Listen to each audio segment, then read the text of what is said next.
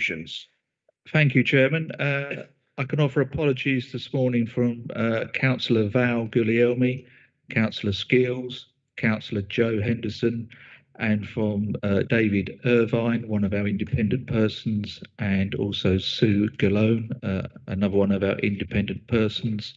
And Councillor Coley is here today as a substitute for Councillor Val Guglielmi. Thank you, Chairman.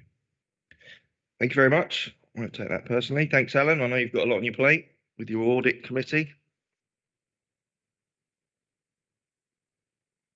Oh, that's great. Well, hopefully we won't be keeping you too long this morning. We move on to item number 2, which is the minutes of the meeting from the last time we met. Are there any comments to be made, alterations to be had, gross mistakes? I don't think there are. I'd like a proposer for those if there is possible, please. Thank you, Councillor Placey. Seconder, please. I saw your hand first, Councillor Casey, so it's Placey and Casey again. We're on Mavericks. All in favour? Thank you very much, everybody. That's that item dealt with. Number 3 is declarations of interest. Very relevant to our committee. Are there any declarations of interest today? Nope, I don't see anyone declaring any interest, so we move on, which is to item number 4, which is questions on notice pursuant to. There are none. Thank you. Item number 5 is the report of the monitoring officer for the annual report of declarations of interest and associated matters. And I'm told that Karen is going to be dealing with this. Thank you, Karen. Thank you, Chair. Good morning, members and independent persons. This report is the annual report on declarations of interest and associated matters by members from the 22nd of January 22 until the 31st of December 2022. And this is for the committee to note the contents and make any comments or recommendations as it wishes. The declarations are set out at Appendix A, and for gifts and hospitality over this year there has been 1 declaration, which is on page 12. Declarations of interest. At meetings, members are required to declare personal and disclosable pecuniary interests, and again they are recorded on the system and set out at Appendix A.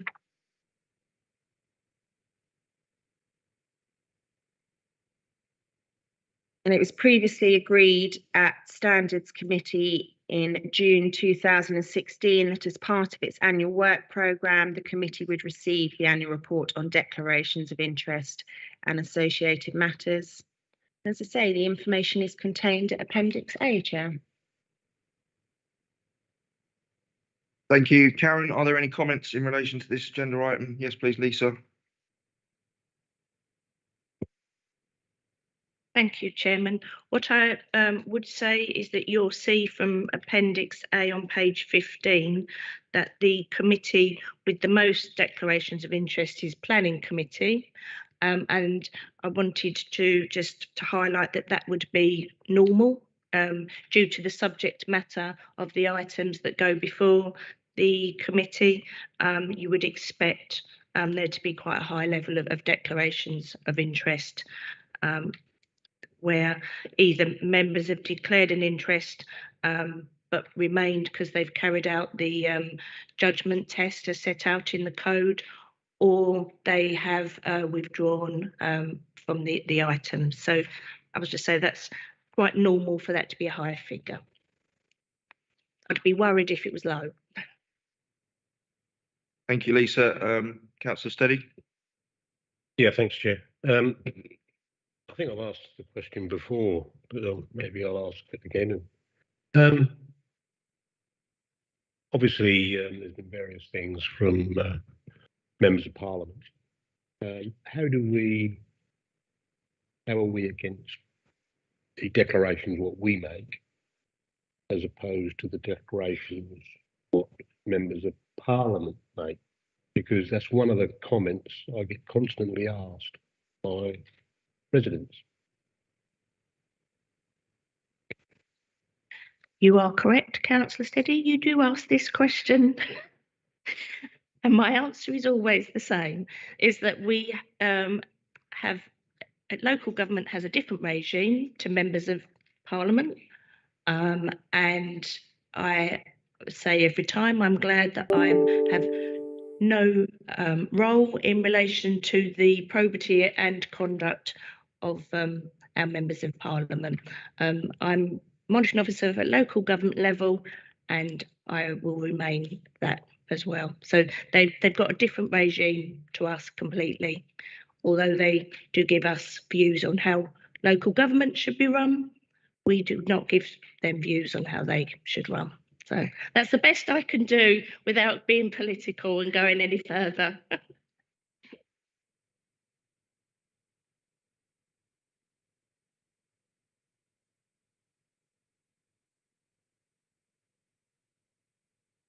Are there any other comments in relation to this agenda item, please?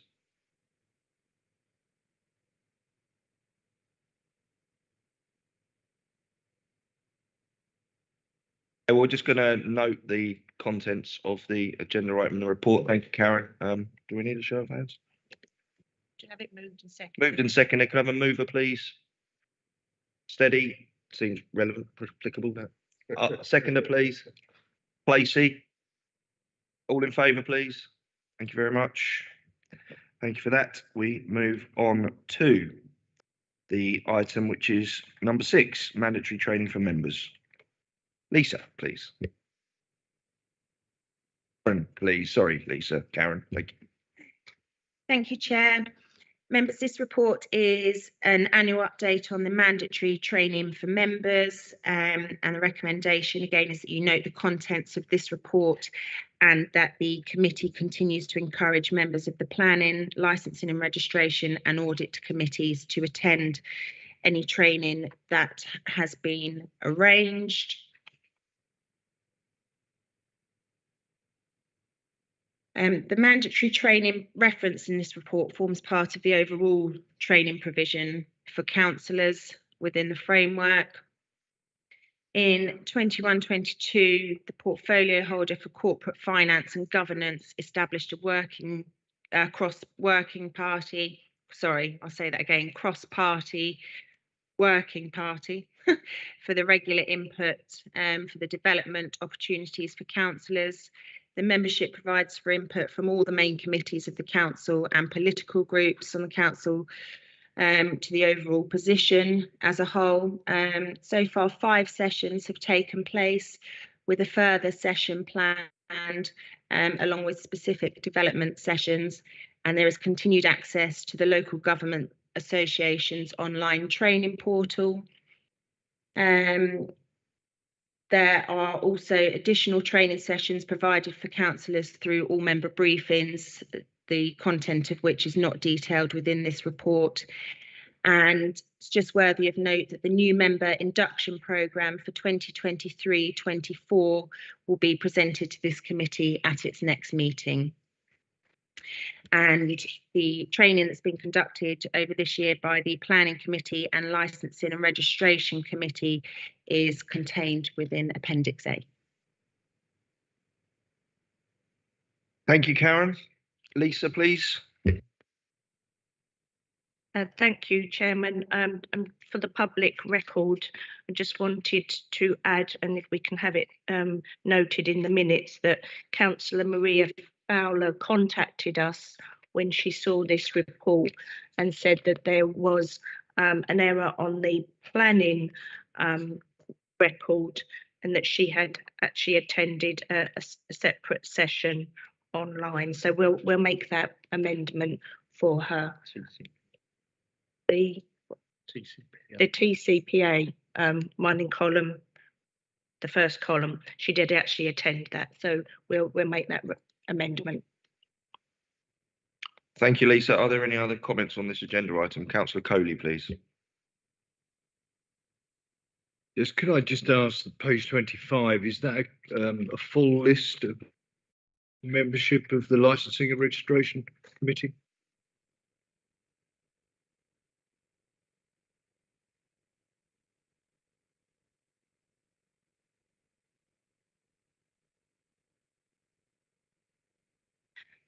Mr. Ford has confirmed that it is a complete list with a couple of named substitutes. Can I just say that I'm a member of that committee and not shown on this list?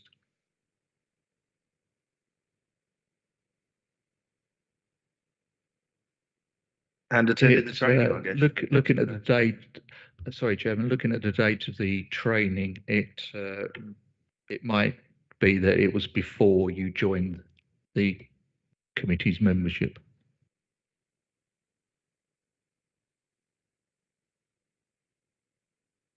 As it's in the 21-22 municipal year, rather than this one.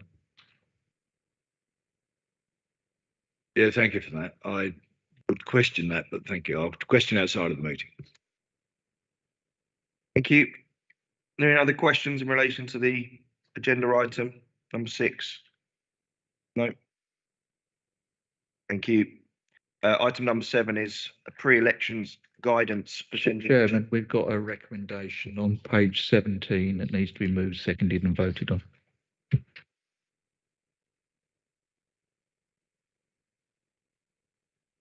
Please can we note and also continue to encourage members of the Planning, Licensing and Registration Audit Committees. Can I have a proposer for that, please? Councillor Steady, seconder, please. Casey, please. All in favour? Thank you very much. Item number 7 is pre-election guidance for tendering district council members and officers. This is you, isn't it, Lisa? Thank you. Thank you, Chairman. We are about to enter a period known as pre-election period on the 13th of March in readiness for the district and town and parish council elections on the 4th of May. We, as a council, have since 2014 issued guidance to members and to officers. The guidance goes to both on how we should conduct ourselves during that period. It is a period also known as politically sensitive for obvious reasons, and there are restrictions on how the council can promote itself. There is a code. The code is just forgotten its name for a minute. The Code of Publicity, I think it's called. Was published back in 2011, I believe. It's updated by the local government association issue updated guidance in relation to the code every year.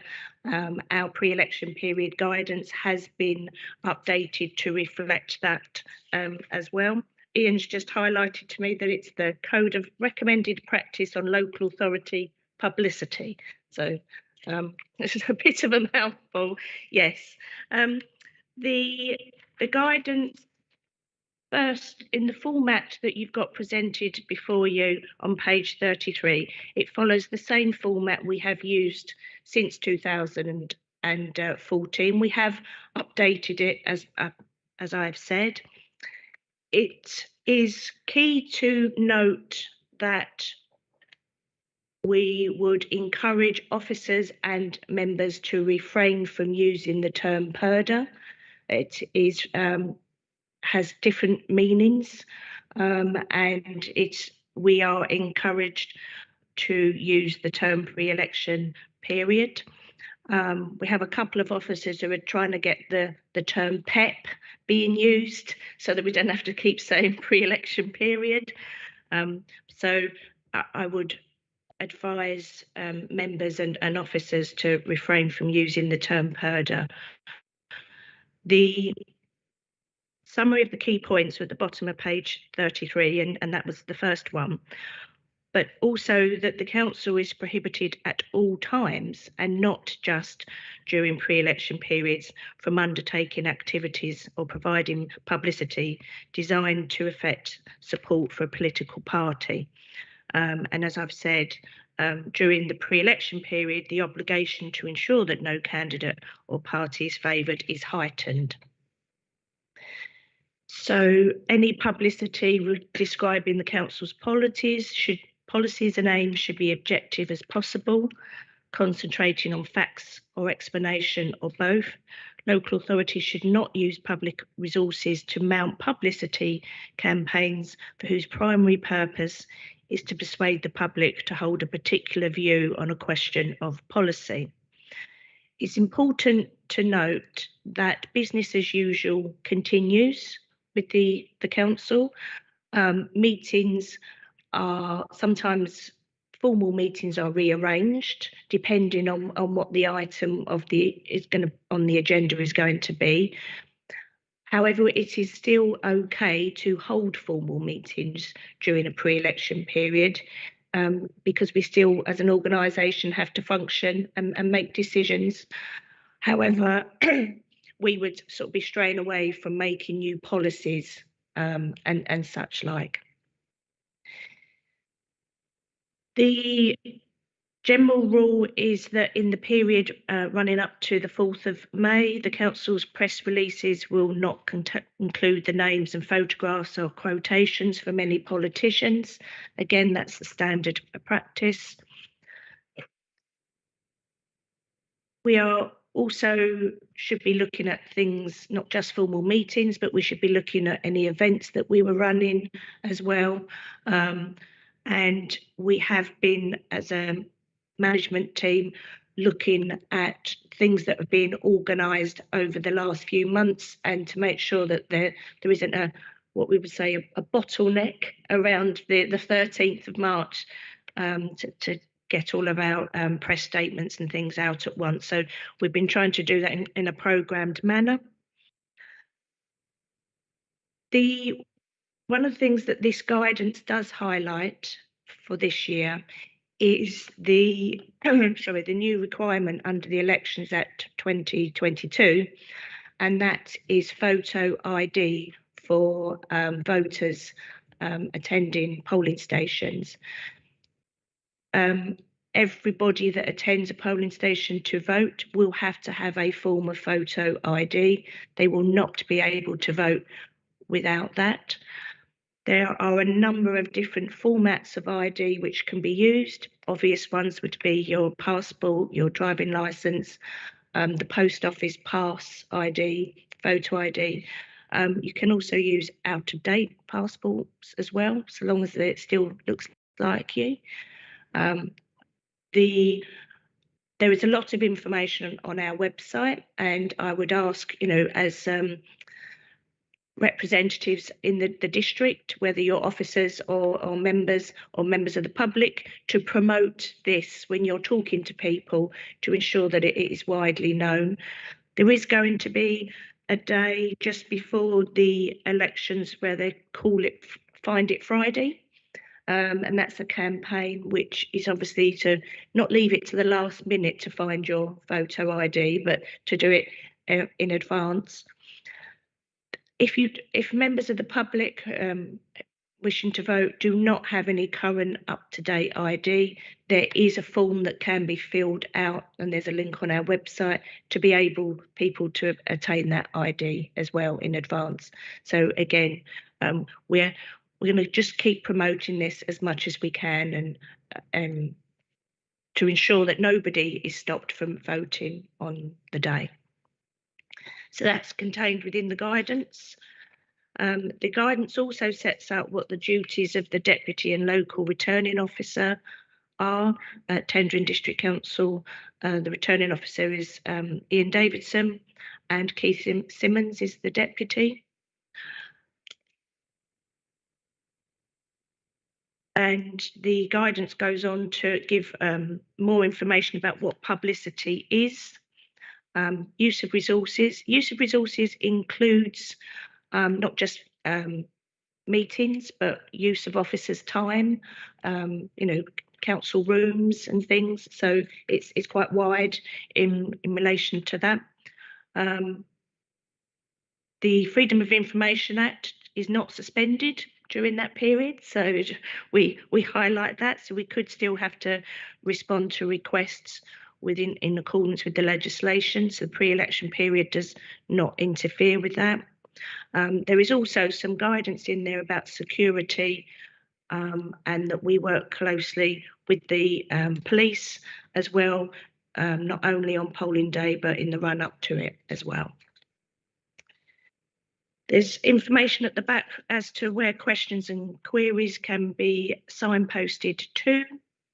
And whilst this committee does not have the authority to approve the guidance, as members of Tendring District Council who would be receiving the guidance, we felt that, and we've done this previously, it's good to get feedback from members whether they felt that the guidance was clear, helpful, and if they would have any sort of questions that we can take into account before Ian Davidson issues the final guidance. We will also be issuing the guidance out to town and parish councils, because it applies, the principles apply to them, but it is still up to each town and parish council to adopt their own protocols.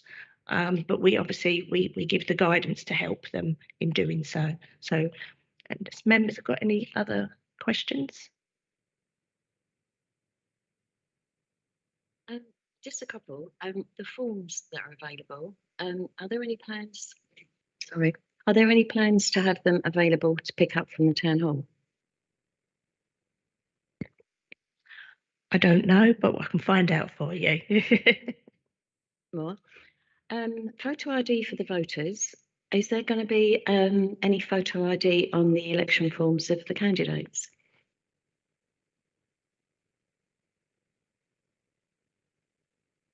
Not that we're aware of, no. This is voter ID.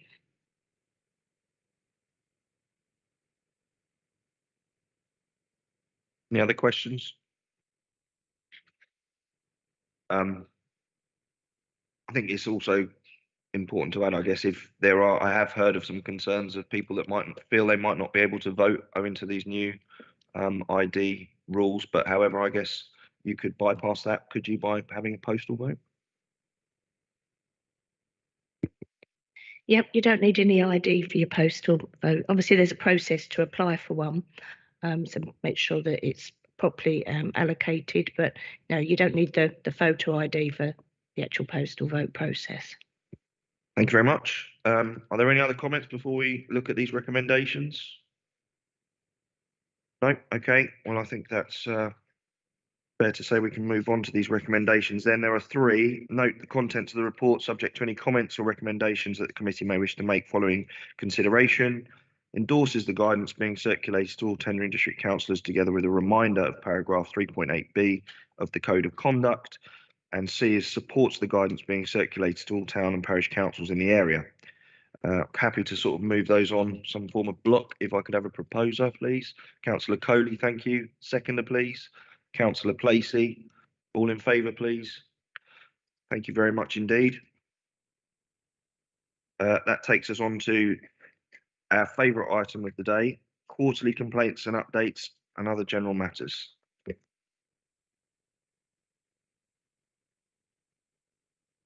Thank you, Chairman. As you said, this is a standard format that's received at all standards committee meetings, so that you can see the activity that's happened since your last meeting. The reason why it says none on existing cases from the last update is at the last update those matters were closed for various reasons. So the items that you have before you on page 39 are all new cases since the last meeting. You will see that there is an increase. I say every single time before elections that we get an increase of complaints coming in prior to elections.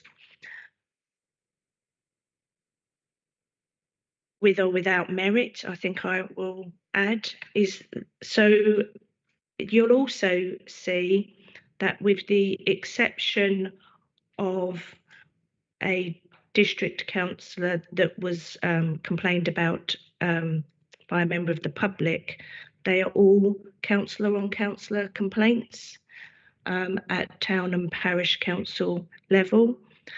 I do think this is something that we will have to look at going forwards. The district council is the primary authority in relation to dealing with member code of conduct complaints across the district. So as you know, that covers the district council and town and parish councils. We have 27 parish councils, town and parish councils, and it is within our standards assessment framework, which was set by this council back in 2013 and been reviewed regularly since then. It is part of our assessment framework that we would very rarely investigate complaints which are made between councillors. There would have to be a pattern of behaviour. It would have to be something which obviously caused us some concern. Where we are receiving parish councillor complaints, it would be quite normal for us to issue guidance, but it also would be quite normal to consider informal resolution as a way forward. When you've got complaints being made within a council, the standards framework, as you know, if you go through an investigation, that's not necessarily going to resolve the issue. The issue is normally to do with relationships, how people work together. We all have to work together. We all have to work with people we don't always get on with. So I feel that it's quite important that although these complaints, none of these at the time are being investigated, that some is because the decisions haven't been made, but because the ethos has to be trying to resolve issues so that people can work together for the benefit of the community and the residents that they represent in their area. I also want to say is that sometimes informal resolution costs this council more than an investigation, and also can take up a lot more time than an investigation. So it is not seen as the cop-out as well. It's at our very core that we want our town and parish councils to be able to work effectively with each other for the area. So I wanted to say that first. I think it's quite important. There has been some consultation over the years as to whether district councils should be able to charge parish councils for the work we have to do with them with regards to standards matters, and that's never really got up and running. But I think as district councillors, you will appreciate how busy your officers are doing things for the district. So this is an added resource. But having said that, we take it very, very seriously and have lots of conversations with lots of people, which we obviously don't always disclose for obvious reasons as well. So going down these complaints, you'll see that the first one, with the exception of one, they're all, exception of 2, 3 is still ongoing. This is where we receive the complaint. Complaint goes out to the subject member. They get the opportunity to respond. Most of the time now we consult an independent person, and then sometimes we also ask a few more questions, and then we issue a decision notice. So where they say they're ongoing, that's because we're in that process. And there's, as I say, the district one, the member of the public, that was closed, no further action. That, from memory, because it didn't relate to acting within official capacity as well. We can only take forward complaints where they relate to official capacity. One was withdrawn. We actually decided as a council that we would work with them to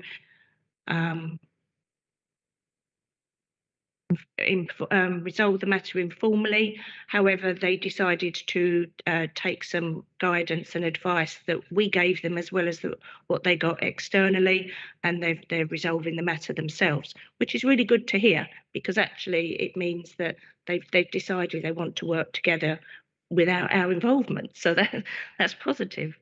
And again, there's another two which are sort of ongoing because we're in the middle of that process.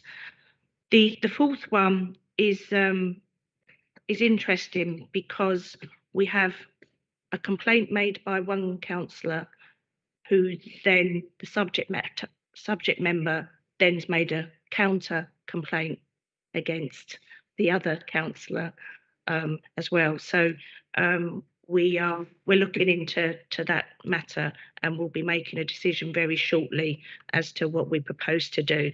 But as I said at the outset, our ethos is always to try and resolve matters. There's general notes as well, that overall 7 cases have been received during 22-23. And we have also given advice to town and parish councils to remind them to ensure that disclosable pecuniary interests are up to date on their websites.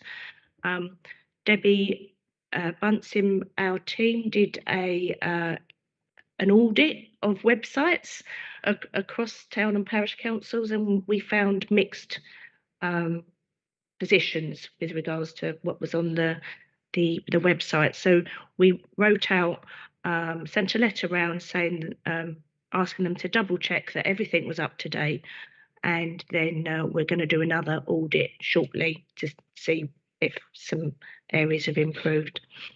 I'm also going to be delivering one-to-one training to a parish councillor who was struggling to understand the requirements of the DPI legislation. So I'll be undertaking that, which we've highlighted. And during this period, there's been no request for dispensations. Thank you, Lisa. Thorough as always. The last thing to note on this agenda is the date of the next scheduled meeting, which is the 15th of March. Any questions?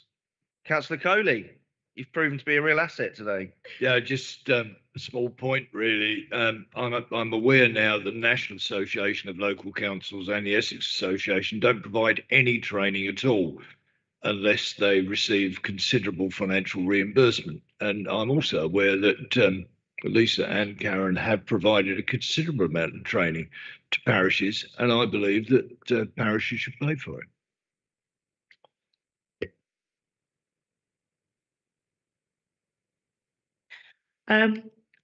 I think I totally agree, and thank you for your comments, Councillor Coley. We provide the normal code of conduct training, and we tend to roll that out for town and parish councils at 1 or 2 events normally held within district council offices, and we encourage as many town and parish councils to attend that as possible, and we'll do that after the elections. And we provide that free of charge. The reason I do that is I believe it's good to ensure that the town and parish councillors do get the right training on the code of conduct, and I have taken it upon myself that that's my responsibility to give. However, it's not my responsibility to give it all of the time to individuals that don't turn up to sessions that we arrange. We have also done training at local councils when there's been an issue. And again, if we see a pattern of behaviours, rather than keep getting complaints I'd rather go and spend a couple of hours at a town and parish council to explain the requirements of the code to them. Again, maybe I'm being selfish, but that means I've spent my time better. I can't do that for 27 town and parish councils, even on an annual basis, and struggled to do it within 4 years. I'm glad that it is well received. What I am surprised about, though, is that the induction training within town and parish councils is of varying degrees, should I say. When we get complaints and we look into what the issues are behind the complaints, a lot of it is a misunderstanding of roles. It's a misunderstanding of how a town and parish council works. It's a misunderstanding of what they can and can't do. And so, I think if we could provide more of that up front, and I say as officers supporting the town and parish councils, and that includes the clerks, then they've got a responsibility to do that. It is something that I've looked at about whether town and parish councils could benefit from like a mini governance review rather than code of conduct matters. And if we undertake a governance review for a town and parish council, I would expect that we would be making a charge and they would be willing to pay for it because it's quite cheap advice. So, but thanks for the support in the fact I should be charging. Thank you very much. Any other questions, please? No. Thank you, Councillor Crowley. So yes, the next meeting will take place here on the 15th of March at 10 a.m. I don't go on holiday. Right, thank you everybody. Much appreciate your time and a safe journey.